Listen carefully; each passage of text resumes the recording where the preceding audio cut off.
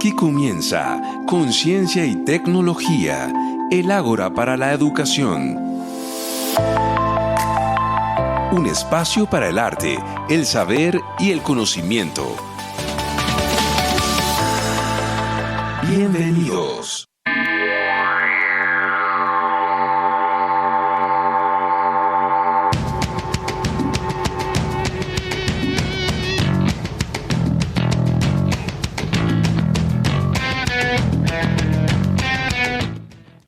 Muy buenos días a toda nuestra audiencia de Conciencia y Tecnología, el Ágora para la Educación. Hoy, como todos los viernes, vamos a hablar de ciencia, tecnología, arte, ambiente, educación. Y hoy particularmente vamos a hablar de un torneo que se viene desarrollando desde el área de física desde hace varios años y pues contamos con la compañía de unos especialistas en este tema que nos van a compartir cuál ha sido su experiencia a través de la competencia con la fuerza de la física desde la UPN. El Departamento de Física de la Universidad Pedagógica Nacional ha venido participando en la fase nacional del Internacional Torneo de Física desde el 2021. Este torneo de físicos nació en Ucrania en el 2009 como continuación de una larga tradición de competiciones de física en la Unión Soviética. Sobre ello, entonces, dialogaremos con Fernando Espitia, con Sandra Ávila y con Jonathan Puentes. Buenos días, muchas gracias por estar acá. Buenos días a todos. Buenos días, muchas gracias por la invitación. Bueno, les cuento que Fernando Espitia es magíster de la Universidad Nacional de Colombia en física y tiene un pregrado universitario de la Casa de la Universidad Pedagógica Nacional. Es profesor adscrito al Departamento de Física de la universidad. Sandra Ávila es magíster de la Universidad Nacional de Colombia, tiene una maestría en ciencias, específicamente en física, y su pregrado también es en la Universidad Pedagógica Nacional y es profesora adscrita del mismo departamento. Y Jonathan Puentes es estudiante de la licenciatura en física de octavo semestre. Entonces, bueno, para contextualizarnos un poco, nos gustaría que nos hablaran de la historia del torneo, cómo nace, por qué nace este torneo. Y cómo se ha transformado con el tiempo. ¿Empiezas tú, Sandra? Sí, empezaría yo.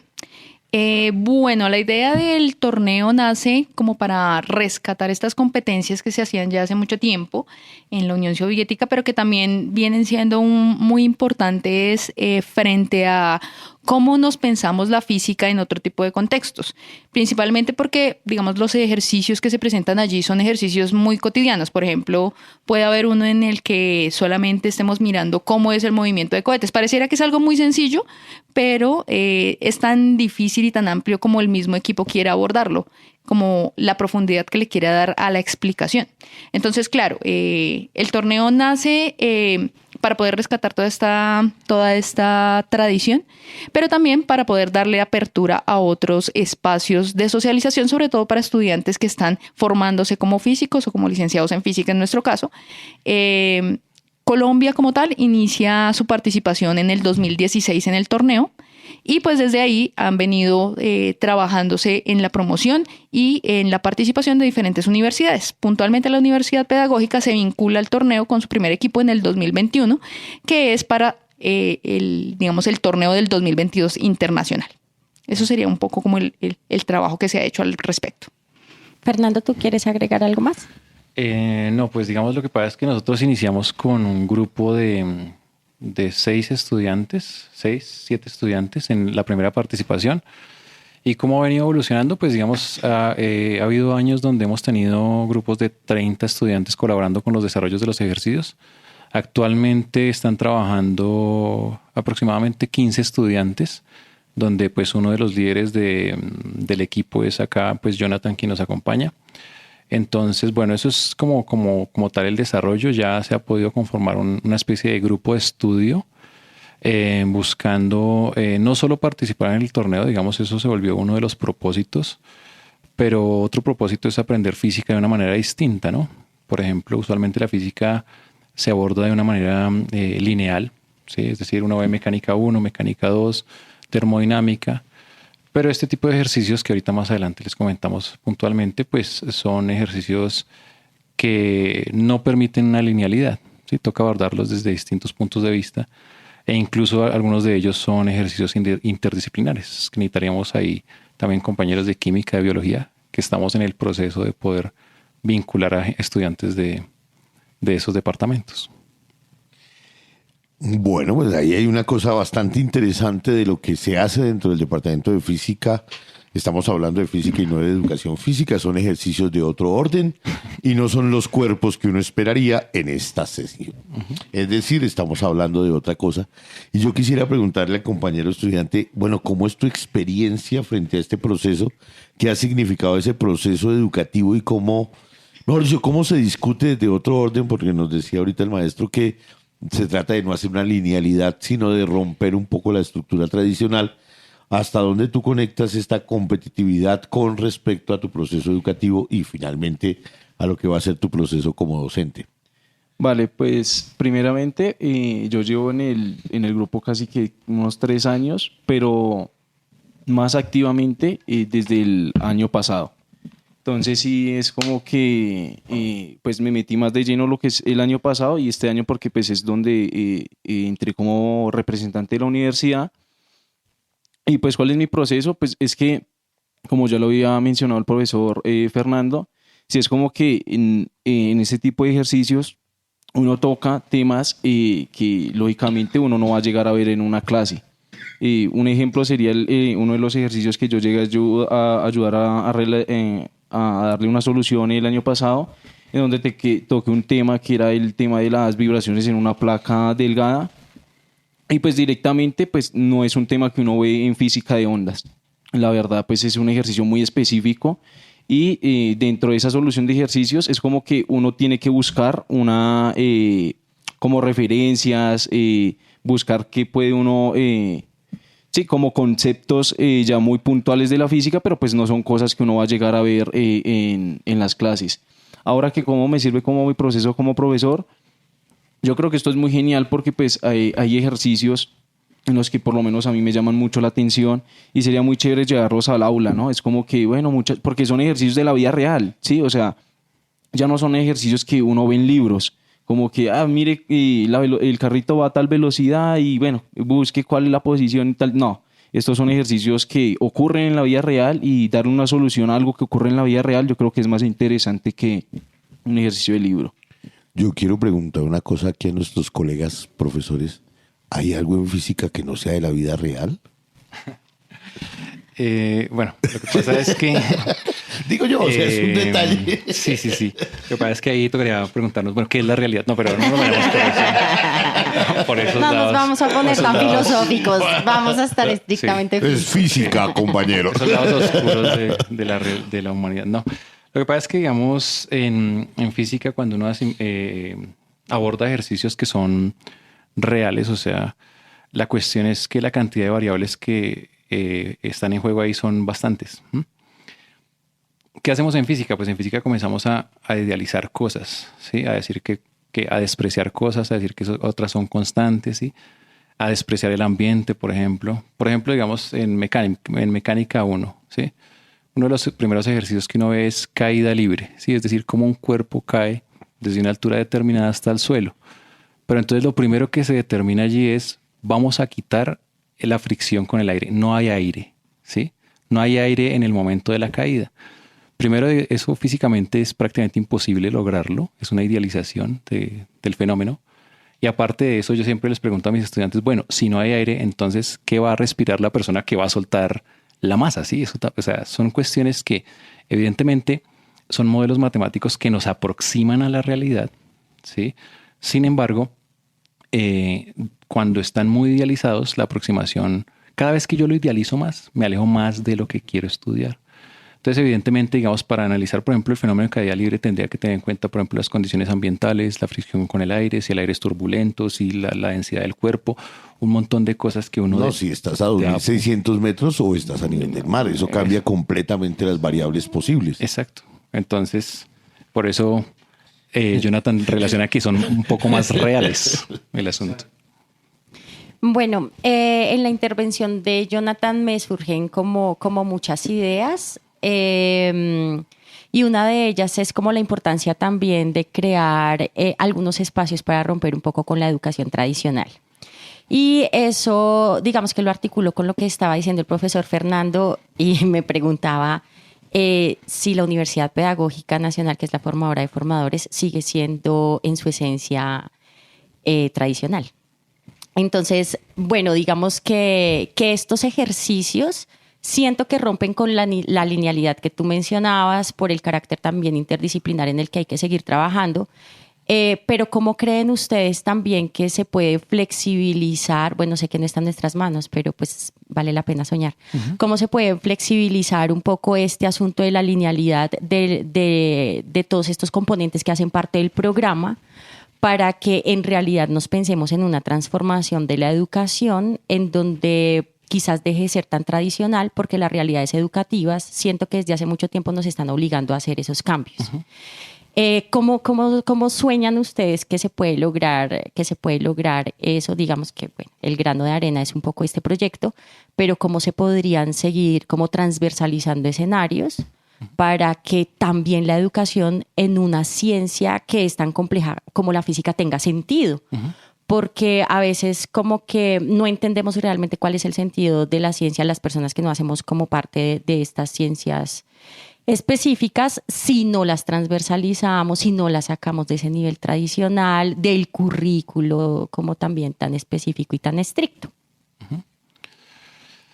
Pues bueno, voy a empezar yo, si algo ahorita Sandra me complementa. Pues, o le contradice. O me contradice. Es que esa parte... pues yo considero, es digamos una opinión ya personal, que la educación tradicional no está mal del todo, ¿sí? En ocasiones siempre se busca como esa idea de innovar y todo el mundo está preocupado por innovar, pero pareciera que lo tradicional está mal, pero no está mal porque digamos, pues mucha gente y muchas personas que estudian física se formaron de esa manera. Sin embargo, sí estoy de acuerdo contigo que hay una transformación y es el asunto de que ya no se puede enseñar las materias de manera desligadas unas de otras, ¿sí? Toca buscar la forma de poder hacerlas de manera interdisciplinar, ¿sí? Efectivamente, digamos, la educación en la Universidad Pedagógica es una educación tradicional, ¿sí? Nosotros en nuestros cursos de física seguimos un programa y ese programa es para que ellos adquieran unas competencias para seguir al siguiente nivel, se podría decir. Parecido a lo que pasa, por ejemplo, en los colegios. Sin embargo, hay que buscar un complemento, digamos, el abordar fenómenos reales, aparte de que la gente entiende por qué está estudiando esto, pues lo pone también en un contexto, ¿sí? No en un contexto hablando de una población, sino en un contexto hablando de una circunstancia física real. Entonces, analizar estos fenómenos, evidentemente, ¿qué generan los estudiantes? Que ellos se cuestionen, ¿sí? Dejamos de nosotros estar en el tablero dándole la información al estudiante como si tuviéramos toda la verdad y más, bueno, tenemos esta situación, pues pensemos cómo podemos abordarla, porque no es un problema de libro, sino es una situación real. Entonces, en ese proceso, el asunto de la cuestión, de que el estudiante se cuestione, pues comienza a buscar respuestas. En un aula tradicional usualmente está el problema en el tablero y el profesor enseguida, después de un rato, lo soluciona. ¿Tenemos que dejar eso de lado? Sí. ¿Es difícil? Claro, es difícil porque eso necesita un trabajo mancomunado y en ocasiones eso depende de la disponibilidad del mismo docente, ¿sí? Entonces puede ser que el docente esté dispuesto a vincularse con otros docentes para realizar un trabajo mancomunado y con otros departamentos, o puede ser que el docente no lo quiera hacer. Entonces, evidentemente hay una necesidad de transformar la educación en ese sentido, pero también se podría decir que hay una inercia, ¿sí? Una resistencia a realizar esa transformación, ¿sí? Para eso se necesita hacer pues bastante trabajo y no sé si todo el mundo esté dispuesto a hacerlo, por ejemplo. No sé si respondí la pregunta. Digamos que un poco para hablar respecto a lo que comenta Fernando, es muy importante desde mi punto de vista involucrar proyectos que estén alineados tanto con los intereses temáticos de los cursos, pero también con esas oportunidades que los estudiantes tienen para descubrir. si yo le llego al estudiante con un ejercicio en el cual ya sé cuál es la solución, pues nos perdemos el construir la explicación, el pensarnos cómo abordarlo. Entonces, claro, si nos llevamos todos estos ejercicios como tan cerrados, terminamos haciendo lo que hacemos todo el tiempo, tradicional. Haga esto, encuentre esto y solucione, ¿sí? Se vuelve también como esa idea de cómo estamos formándonos en el país. Y más allá de eso, si la formación que queremos es realmente la que la ciudadanía necesita, porque pareciera que todo se volvió es enseñanza y profesionalización para el trabajo. Pero pues el mundo no lo estamos pensando, es importante cambiar el mundo, lo que nosotros tenemos. Creo que estos proyectos nos permiten eso y pues digamos desde la experiencia que tenemos este semestre estamos trabajando nosotros dos particularmente con los cursos de Mecánica 2 y estamos poniendo en el contexto de este mismo tipo de ejercicios a nuestros estudiantes de segundo semestrico, que también uno dice, uy, son pequeñitos, pero ellos tienen unas ideas muy grandes respecto al mundo y pueden construir su conocimiento. Bien, ¿y tú qué piensas, Jonathan? Porque tú pues estás como en otro lugar, ¿cierto? En el lugar del estudiante, pero también en el lugar de pronto hacer tus prácticas en contextos reales educativos, en donde quizás a veces nosotros estamos un poco apartados, pues porque estamos más en función de la universidad. ¿Tú cómo ves ese aspecto como de la transformación o cómo ves también la resistencia que mencionaba el profesor Fernando alrededor como esas transformaciones en el ámbito educativo? Sí, pues siguiendo un poquitico la idea que había planteado el profesor Fernando, pues es obvio que la educación tradicional pues no está mal, o sea, eso yo creo que sigue unas ciertas reglas, unas ciertas estructuras que se llegaron a trabajar desde muchos años, entonces no siento que está mal, pero pues como practicante yo creo que yo voy más como con la misión de querer como enganchar a los chicos a la física, o sea, realmente que les guste, no sé, y como verlo por ese lado, con este tipo de ejercicios, ¿no? Porque pues es como que, si lo pongo como ejemplo en lo que se ha hecho aquí en el grupo, es como que uno a veces ve al grupito, participa, es como que, uy, mire, yo busqué tal parte, me gustó como esta temática, lo quiero llevar por este lado. Y yo creo que como esa misma pasión la he querido llevar a los colegios. Y pues a veces sí como que los chicos me dicen, uy, no, pero es que mire, esto de física es complicadito, usted, su merced, ¿cómo le ha hecho? Y pues yo les digo a los muchachos, no, pues es que ustedes solo miran la física desde lo que se ve en las clases, ¿saben? Es como que de lo que dice un libro y los ejercicios del libro, pero pues a veces mirar la física desde otro lado y de cómo funciona realmente el mundo, de mirar esa mirada de cómo funciona el mundo, el por qué pasa esto, por qué sucedió esto, etcétera. Es como que lo que le llama a uno la atención. De hecho, así fue como yo le agarré amor a la carrera, porque pues sí busqué como eso. De hecho, yo comencé a indagar así por internet, vi videos y como que fue eso lo que me comenzó a dar como el amor hacia la física y fue precisamente lo que me dio amor hacia el grupo, porque pues es eso, es como que mirar cómo funcionan ciertas situaciones y pues uno se engancha al momento de solucionar un ejercicio y es como que, uy no, le tengo amor a esto y precisamente eso es el grupo, amor hacia la física y cuando uno le tiene amor a algo pues uno se queda ahí y ya, nada, la verdad pues esa es como... Bueno, ahí hay una cantidad de cosas y ahora vamos a ir a una pausa musical, pero antes de eso, 2 o 3 cositas como para que las vayamos pensando en esta pausa.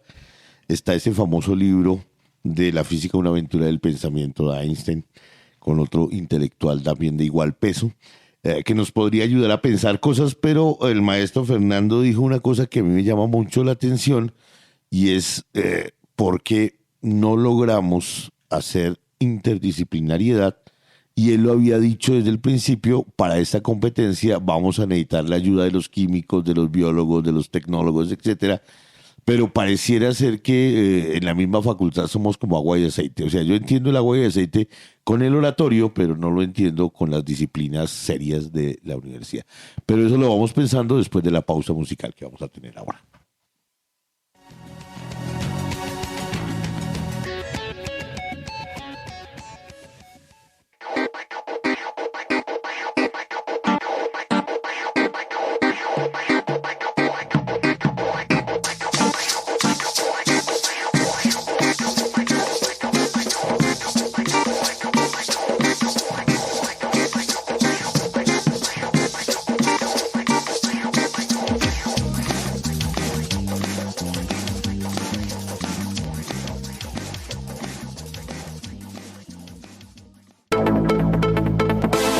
Estás escuchando Conciencia y Tecnología, el Ágora para la Educación.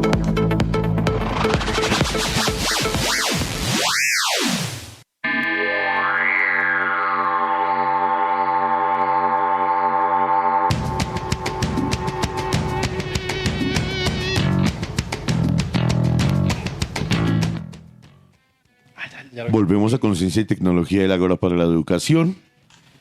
Estamos hoy conversando a propósito de competir con la fuerza de la física desde la Universidad Pedagógica Nacional, con dos docentes del Departamento de Física, Fernando Espitia y Sandra Ávila, y con el estudiante Jonathan, que ya está a punto de graduarse, es decir, que ya hace parte del colegaje de este proceso de formación.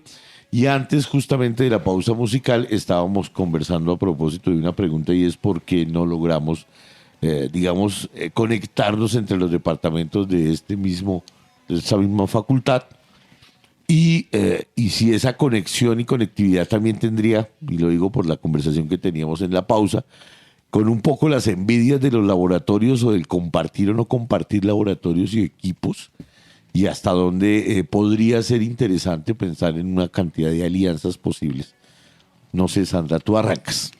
Bueno, particularmente nosotros hemos notado desde el IPT que si nosotros logramos vincularnos con otros laboratorios, logramos resultados muy interesantes.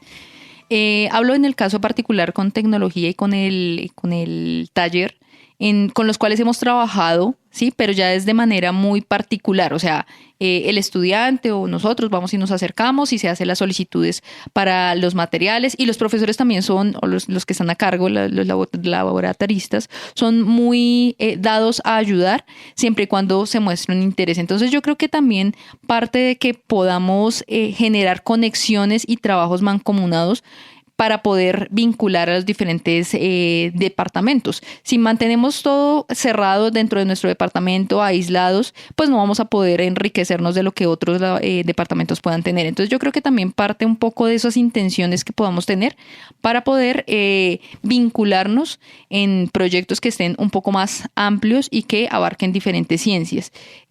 Como les decía, en el IPT, los muchachos buscan en diferentes lugares, incluso han estado también aquí en la emisora, han hecho uso de estos espacios para sus mediciones, y las personas siempre han sido muy amables. Entonces yo creo que es conectarnos, poder generar esas relaciones y esos vínculos, y que no sea solamente de un estudiante, sino de un grupo que realmente pueda generar el aprovechamiento de estos espacios.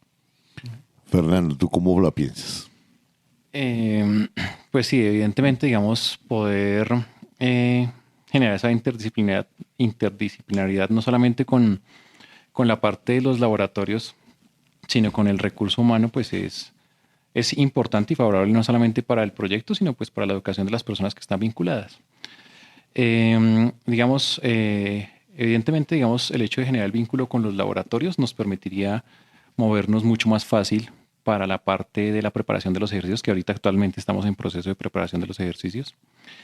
Pero sí necesitamos también ese recurso humano, ese capital humano. Nosotros hemos buscado cómo llegar a los demás departamentos a través de los correos, ¿sí? Pero no sé si los estudiantes revisen los correos.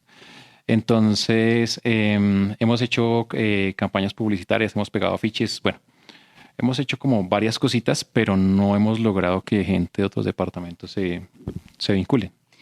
También semestralmente, usualmente hacemos una batalla de exhibición, entonces los invitamos, van y miran cómo es la dinámica.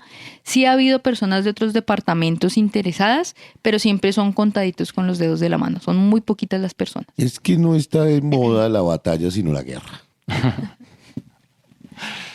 Sí, entonces ahí el asunto es complicadísimo porque, bueno, no sé qué más. Hemos incluso pensado hasta evangelizar, sí, ir allá salón por salón golpeando, Tenemos ¿Venimos una buena de parte de Darwin o de Einstein? Tenemos una excelente noticia del IPT. Pero pues estamos en proceso, todavía necesitamos seguir como buscando alternativas.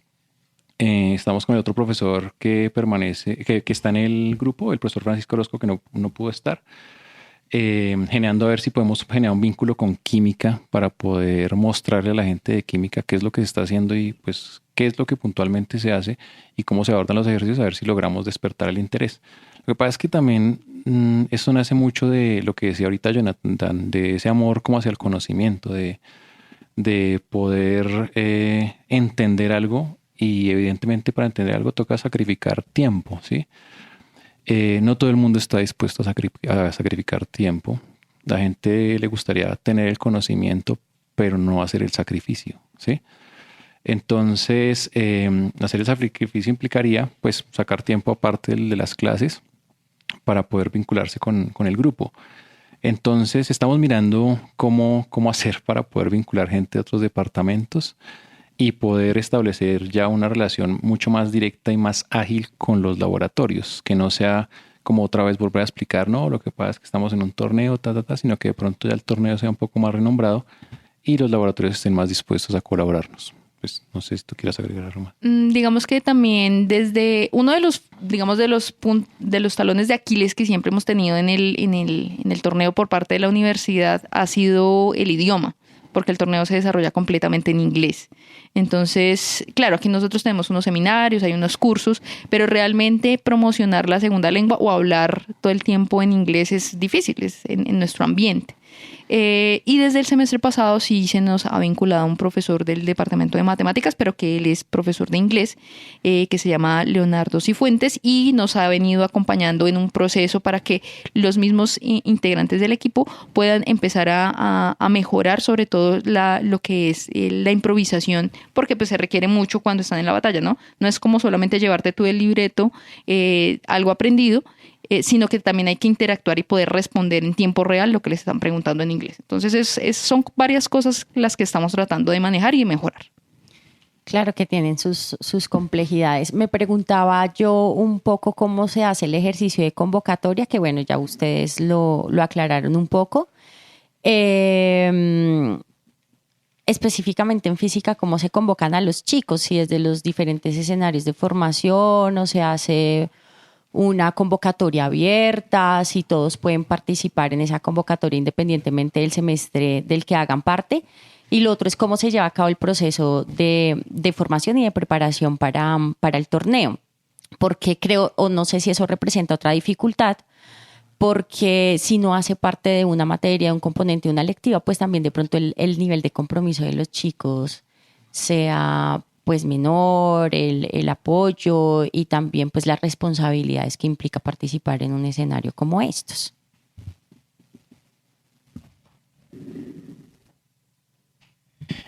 Sí, pues este semestre yo fui uno de los que pasó por diferentes semestres a hacer una convocatoria, pues llevando algunas diapositivas y mostrando como todo este contexto que estamos hablando acá de cómo surgió el grupo, cuáles han sido nuestros aportes en las competencias, bueno, la historia de la universidad en estas competencias, cómo evolucionó el grupo, etcétera. Yo creo que el proceso de reclutamiento, por lo menos ya de por sí, es un poquito complicado ya en el departamento porque siempre está como ese tabú de que pues, usualmente se tiende a buscar chicos de primero, segundo, tercero, cuarto semestre. ¿Por qué? Porque pues ellos van a llevar una evolución de cómo se hacen estas batallas, ¿sí? Entonces, en el caso en el que ellos ya lleguen a octavo o séptimo semestre y puedan representar a la universidad, pues ya van a llevar un conocimiento previo de cómo se tienen que hacer esas competencias. Pero siempre es un poquito complicado porque pues esas personas se llevan como esa idea de que no, es que eso es muy difícil, solo están los chicos de últimos semestres, se les suma el tema del inglés, pues las personas es como que también tienen ese miedo al tema del inglés. No los culpo, yo también lo llegué a sentir en la primera vez que participé. De hecho, no me fue tan mal, pero bueno, ahí más o menos me defendí. Pero siempre está ese tabú. Es como que los chicos dicen, no, es que no, sí. Pero pues es como que yo les digo, o sea, para ustedes poder participar al grupo, solo hay un requisito, y es que realmente ustedes le tengan amor a esto al tema de la física y al conocimiento, porque no es solo física, es a tenerle amor al conocimiento. Y pues nada, esa es como la manera en la que se trata de convocar gente, ya lo había llegado a comentar el profesor. En un tiempo se llegaron a colocar algunos póster con algunos ejercicios que se hacen en ese torneo. Son ejercicios tipo Fermi. También se hace la convocatoria a través de las redes sociales, utilizando el Instagram, que es la red social yo creo que más potente que tenemos en el grupo. Y pues nada, la idea es que como que ya si sea que no quieran participar en el grupo, pues hay chicos que la verdad sí nos ayudan bastante con el tema de las redes. Ya de por sí el hecho de que nos sigan en las redes pues nos ayuda un montón, y el hecho de que compartan todo lo que hacemos en el grupo también ayuda bastante en el grupo. Bueno, pero ya teniendo la convocatoria hecha, la gente inscrita, el ánimo puesto, ¿cómo es la preparación para el proceso de competencia? O sea, porque el compañero decía, no, son preguntas tipo Fermi, entonces ahí uno queda, debe ser. O sea, da uno por hecho que debe ser interesante, pero ¿cómo se prepara realmente ahora si ya vamos para la competencia? Se entrena a las 6 de la mañana, se sale a las 7, se suda aquí. O sea, ¿cómo es el proceso ese formal y cómo se va midiendo que se va alcanzando el nivel? Porque pues si se supone que en física debe haber algunos objetos de medición, o se puede medir de alguna manera eso. Bueno, sí, digamos que para entender un poco la forma en la que nos preparamos, hay que entender un poco cómo funciona el torneo. Entonces, el torneo siempre se desarrolla en el mes de abril y la preparación arranca desde el año anterior. Es decir, en este momento estamos preparándonos para el torneo del 2026. Los ejercicios se publican siempre desde el Comité Internacional. Son 17 ejercicios. Ustedes lo pueden buscar en la página oficial del IPT Internacional. Y de estos 7 ejercicios, en algunas ocasiones se limitan o hay menos ejercicios se seleccionan unos de los que están allí para la fase nacional. La fase nacional nosotros la desarrollamos o desde hace ya varios años se está desarrollando en el mes de diciembre. Entonces, ¿qué hacemos? Arrancan o se envían los ejercicios del internacional, empezamos a revisarlos. Cuando salen los del nacional, con el grupo, con el equipo que ya hemos ido trabajando, empezamos a revisar o a organizar, ¿quiénes son los que están postulados para ir a la representación? Porque son solamente 6 personas las que pueden ir a representar a la universidad. Entonces, de esos 6, empiezan a volverse líderes de unos grupos de trabajo en los cuales empiezan a seleccionar qué ejercicios son los que más afinidad tienen, con los que más se sienten cómodos, porque tampoco es una imposición. Tienen que ellos también buscar o mostrar un interés frente a este tipo de ejercicios. Y pues ya empezamos el trabajo mancomunado entre profesores, estudiantes y el trabajo con el profe de inglés para la preparación, el desarrollo, o empezamos a crear dispositivos, a mirar todo lo que es el aspecto teórico, cómo combinar esas dos cosas, cómo realmente lo que nos pensamos teóricamente sí es lo que está pasando en la realidad y por lo tanto lo que estamos midiendo nos da cuenta de eso. Podemos hacer simulaciones al respecto y todo esto se consolida más o menos hacia finales de noviembre, principios de diciembre en las presentaciones, porque el torneo como tal, digamos que abarca una serie de presentaciones que uno debe llevar ya preparadas de 10 minutos máximo, con los ejercicios que alcanzamos a desarrollar. En ese sentido, ¿con quiénes se compite a nivel nacional y con quiénes se compite a nivel internacional? O sea, ¿cuáles son las universidades que están en juego? Y bueno, ya sabemos que es un problema también de prestigio, pero ¿cómo se da esa atención que además es muy interesante? Pues bueno, ahí cabe de pronto aclarar que, digamos, cómo surge el grupo que participa en la Universidad Pedagógica o cómo se vincula a la Universidad Pedagógica. Eso surge más por el interés de un grupo de estudiantes que ya son egresados. Ellos fueron los que se enteraron del torneo y pues eso fue en pandemia. Estaban buscando profesores que apoyaran el proceso. Profesores allá los llaman team leaders. Entonces, la idea es que, pues, ellos después nos contactaron por separado a Sandra y a mí. Y pues ahí se comenzó como el trabajo. Ya después de en esa primera participación, fue más por amor al arte. ¿Sí? Nosotros no teníamos el proyecto aún, fue más una colaboración con los muchachos. Fue complicado porque pues, en pandemia era muy difícil hacer cualquier toma de medidas o supervisar o apoyar. Pero bueno, entonces para responder la pregunta, pues puntualmente con quién se compite. Las universidades, las que quieran, se pueden inscribir al torneo. La idea es que sean universidades que tengan pues un enfoque en física, pueden ser también ingenierías. ¿Cuáles universidades usualmente se presentan? Entonces, usualmente está la Nacional con Física, la Universidad de los Andes con Física, la UIS con la Universidad de Santander también, obviamente con Física. Ellos tienen ingeniería física, si no estoy mal. La Universidad del Valle también con Física. El año pasado participó por primera vez la Universidad Distrital. Ahí había gente pues, de la licenciatura en Física. Y la Universidad Pedagógica, como tal, hasta el momento, hasta el año pasado, era la única universidad que participaba como licenciatura, no como física disciplinar, sino como licenciatura en física. Entonces, el torneo se realiza primero pues, a nivel nacional con la cantidad de universidades que se inscriban. Por ejemplo, la nacional en ocasiones se inscribe como la Nacional de Bogotá y como la Nacional, por ejemplo, de Medellín, o sea, como dos universidades distintas, cada uno con su equipo, ¿sí? Y la competencia evidentemente está relacionada en cómo se prepara el equipo, ¿sí? Por ejemplo, lo que tú decías ahorita de medir el nivel, como tal no hay una forma de medir el nivel, sino que uno busca es abordarlo de la forma más completa posible. Uno de los ejercicios hay como para que pronto ponerlos en contexto, que me acuerdo mucho de ese, me dejó traumatizado. Por favor, todos pongan atención porque la próxima emisión de Conciencia y Tecnología traerá a alguien resuelto el problema. No seré yo. Carolina, tú sabes. El ejercicio consistía en, por ejemplo, uno infla un globo. ¿Sí? Los globos pueden tener diferentes formas, ¿sí? Formas, digamos, esféricas, ovaladas, ¿sí? Pueden ser alargados como esos que hacen como los perritos y esos que hacen figuritas. Pueden tener diferentes formas. Entonces la idea era pues inflar el globo, se infla el globo y después de estar inflado pues el globo se revienta. Claro, al reventarse el globo pues emite un sonido. La pregunta era cómo a partir del sonido que emite la explosión yo puedo saber cuál era la forma del globo antes de la explosión. ¿Sí bonita pregunta, bien simpática. Entonces, claro, ahí el asunto, fíjense que como tal no es una respuesta numérica que me dé, no sé, 5 metros sobre segundo o que me dé, no. O sea, ese es el problema. Ahora la idea es, toca abordarlo desde un aspecto teórico, es decir, con fundamentos matemáticos, experimental y si es posible en la parte de simulación.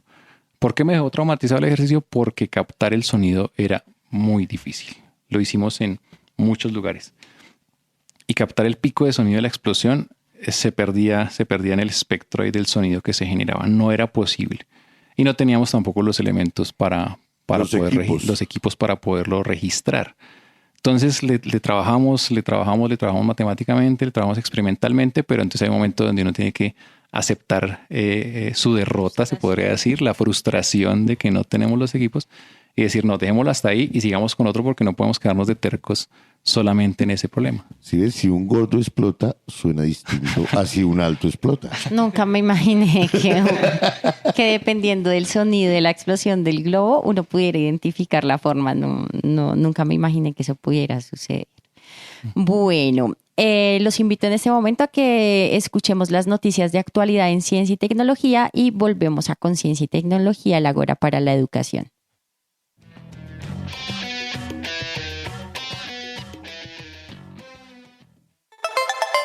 En Conciencia y Tecnología, las noticias de actualidad.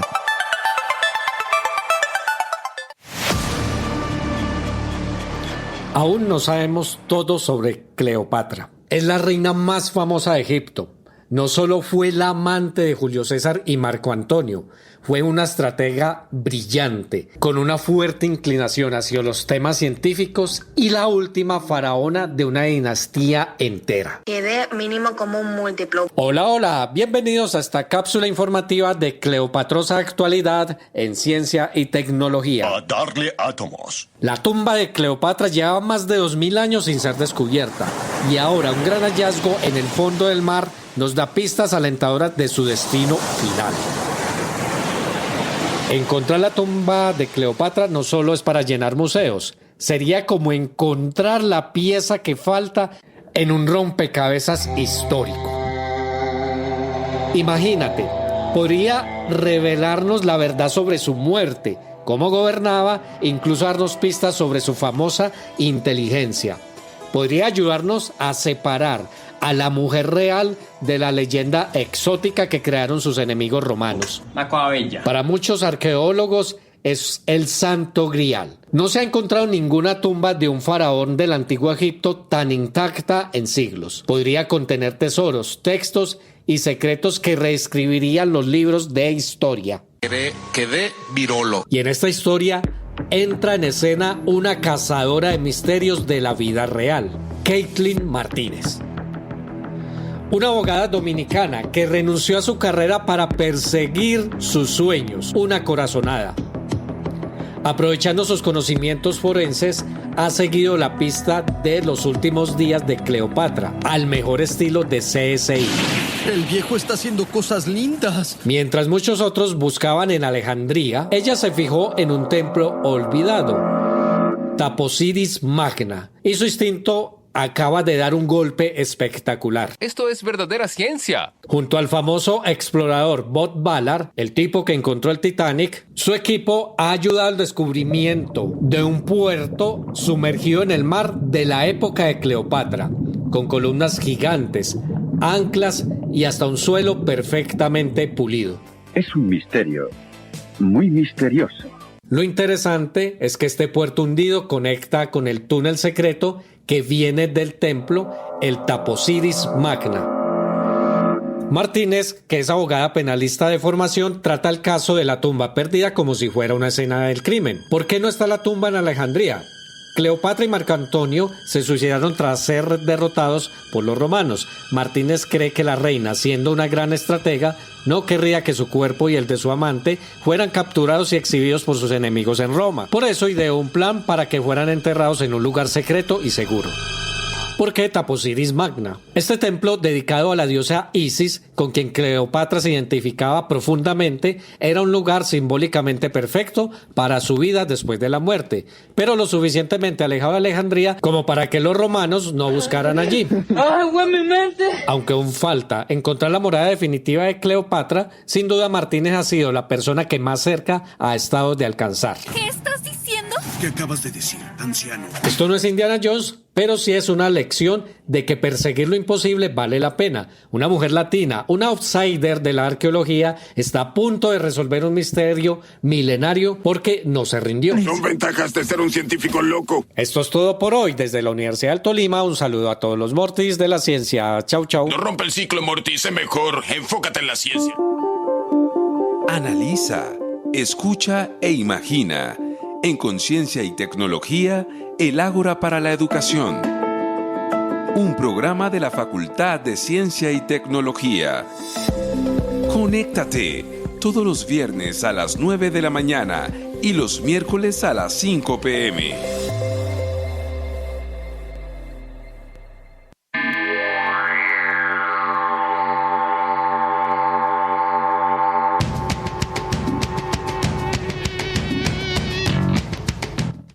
Volvemos a Conciencia y Tecnología, el Ágora para la Educación. Les recordamos a nuestros oyentes que hoy estamos hablando alrededor de la competencia con la fuerza de la física desde la Universidad Pedagógica Nacional. Hemos estado conversando con el profesor Fernando Espitia, con la profesora Sandra Ávila y con Jonathan Puentes alrededor de este torneo en el que viene participando el Departamento de Física hace bastante tiempo. Quisiera preguntarles en este momento cómo le ha ido a la universidad en este torneo, cuáles son los objetivos alcanzados, qué ha sucedido en los torneos, cómo se ha clasificado allí y bueno, eso qué implica también para el ejercicio de autoevaluación del mismo proyecto, cómo se puede cualificar el proyecto alrededor de los resultados obtenidos. Bueno, en términos de resultados, pues han sido buenos, digamos, a grandes rasgos. Usualmente siento yo, como yo soy egresado acá del Departamento de Física, siento yo que, digamos, la visión del licenciado en términos de comparación con una disciplina pura, una física pura, siempre se asume que está como por debajo, ¿sí? Es lo que se asume como que desde las otras universidades, ¿sí? Como experiencia personal lo digo, ¿no? Y evidentemente en ocasiones la gente termina creyéndose el asunto, pero como les dije hace un momento, la universidad pues compite con universidades de alto nivel y pues de disciplinas puras. Desde el 2021 que venimos compitiendo, o el mejor desempeño que tuvo el equipo fue para finales del 2023, para participar en el Internacional del 2024. Quedamos en segundo lugar, ¿sí? En ese momento estaban 6 universidades, quedamos evidentemente por encima de la Universidad de los Andes, de la Universidad Nacional, de la Universidad... ¿cuál era la otra? La UIS, creo que tú habías comentado. Sí. O sea que tenemos un mejor equipo que el Millonarios. Esto es una muy buena sorpresa. Ahora. En ese momento... Uy, no creo que tan bueno. No me entiendes, no. Es que no soy hincha de ningún equipo. No soy hincha de ningún equipo. No es tan difícil superarlo. No soy hincha de ningún equipo. Creo que el fútbol colombiano es malo, pero bueno, no nos vayamos por ahí. No nos vayamos a esos ámbitos oscuros. Entonces les estaba comentando, quedamos de segundo lugar ganó la universidad, la UIS, la universidad... No, la del Valle. Perdón, ganó la del Valle. La Universidad del Valle ganó. La diferencia fue mínima, o sea, fue muy pequeña la diferencia. Fue frustrante el asunto porque el trabajo fue intenso, son jornadas acá con los estudiantes que llegamos a las 7 de la mañana en vacaciones, ¿sí? Hasta las 5 de la tarde trabajándole de sol a sol. Obviamente es disposición de los profesores que pertenecemos al grupo y disposición también de los estudiantes. Venir en vacaciones cuando ya usted pasó el semestre o lo perdió o lo que sea, a seguir torturándose con este asunto del conocimiento, pues es una cuestión que tiene que nacer de la persona, ¿sí? Entonces, en cuestiones de desempeño, pues ha sido nuestro mejor desempeño. En cuestiones también, como se podría decir, académicas, porque no solamente el logro es el segundo lugar, sino es lo que ha podido generar eso en los estudiantes, ¿sí? Ellos sienten que han adquirido un conocimiento que no tenían, porque tienen que hacer, y aparte adquieren una forma de investigar, ¿sí? De cómo consultar, de cómo hallar información. Entonces, un camino propio del pensar, exacto, que es la educación en sentido estricto. Exacto. O sea, no es una cuestión de que todo me den, sino que ellos aprenden a investigar. Entonces, ha favorecido bastante el desempeño de los muchachos. E incluso, por ejemplo, ya un estudiante que es egresado, está trabajando en un colegio bilingüe, él dijo que había estado, de los que quedaron en el segundo lugar, el hecho de haber estado en el torneo que es en inglés y eso, y que haber estado en segundo lugar, eso también le abrió las puertas a él como profesional. Entonces es como uno de los logros, pero hay bastantes, pero pues es como por mencionar a algunos. Otro, digamos, como viendo un poco el panorama de nuestro grupo, es muy interesante que muchos de los estudiantes que ya salieron, que hicieron parte del equipo, siguen por acá a veces vinculados, molestando con esto. Entonces ellos siempre están buscando o esperando que lleguen los ejercicios y comienzan a preguntarnos, bueno, ¿en cuáles les ayudamos?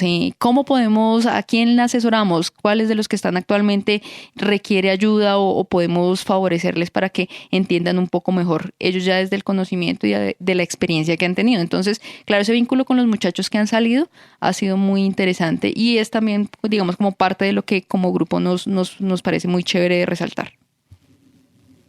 Sí, pues para agregar ahí contenido a lo que han dicho los profesores, la ayuda de los demás compañeros ha sido pues vital en el grupo. El año pasado casi que todos los que estamos representando a la universidad, excepto por 2 compañeros, ellos 2 ya habían participado en torneos anteriores, pero los demás era la primera vez, ¿sí? Entonces es difícil porque pues participar en un torneo la primera vez o sea, siempre están esos nervios, la presión, el de no embarrarla, pero pues claro, llegaron los compañeros y pues fue una ayuda porque pues ellos ya tenían como un poquito más de conocimiento en el inglés, sabían cómo es la dinámica del grupo.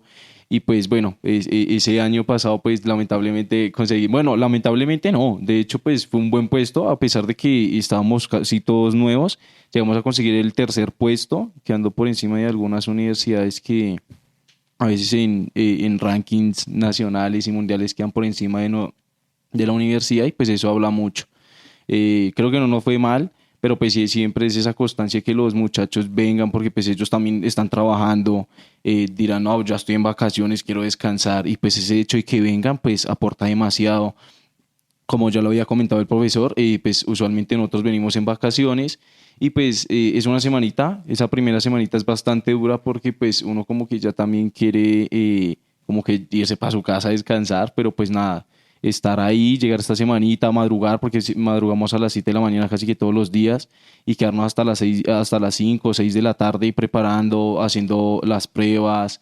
Y eso que pues uno sale de acá y uno tiene que llegar a la casa y pues seguir preparando las diapositivas porque esa semana fue muy pesada, pero pues también nos ayudó bastante porque el año pasado pues como que dentro de los integrantes éramos como muy separaditos y pues claro, estar toda esa semana ahí dándole fue como que nos unió más y el momento en el que nos tocó el torneo, si éramos como que venga, ¿en qué le ayudo? Dígame qué le anoto, cómo le ayudo, sí, entonces sí fue como que esa unión y pues nos hizo conseguir ese tercer puesto, que pues yo la verdad me sentí pues feliz. De pronto en el momento uno llora porque uno dice, no, pero igual uno sí se siente feliz por conseguir un tercer puesto y claro, ya con esa preparación, ya para este año venimos más preparaditos y esperar a ver qué sucede. Bueno, pues todas esas cosas hacen parte de la competencia. A mí me alegra mucho conocer estos proyectos que hacen parte de la universidad, porque de verdad que sí potencian, digamos que no solamente el conocimiento en el campo particular, en la disciplina que es la física, sino que fortalecen otras muchas cosas que tú has comentado, Jonathan, y que hacen parte pues del proceso de formación y pues que también le proporcionan cosas positivas a la sociedad. Muchísimas gracias por acompañarnos, profesora Sandra, profesor Fernando, Jonathan, muy agradecidos por su presencia y por dar a conocer este proyecto tan importante. No me puedo ir sin antes agradecer al equipo que hace posible la producción de este programa, Mario Enríquez como Control Master, Yolanda Barrantes y Ana Torres en producción sonora, Laura Chávez en comunicaciones y Alejandro Sepúlveda en la dirección. No olviden escuchar La Pedagógica Radio, radio.upn.edu.co y escuchar un poco más de Conciencia y Tecnología, el Ágora para la Educación, el próximo viernes, la repetición de este programa el miércoles. Chao, Carlos, muchas gracias. Chao, chao. Y no olvidemos, por favor, escucharnos en los links de radio.upn.edu.co y en la aplicación TuneIn que nos ha recomendado tanto Mario. Dice que se escoge fabuloso. Hasta nos mejoramos. Chao, chao.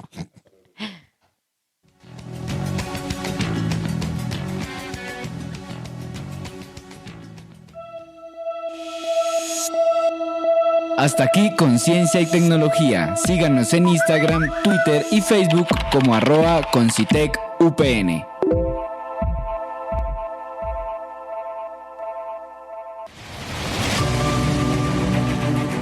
Universidad Pedagógica Nacional.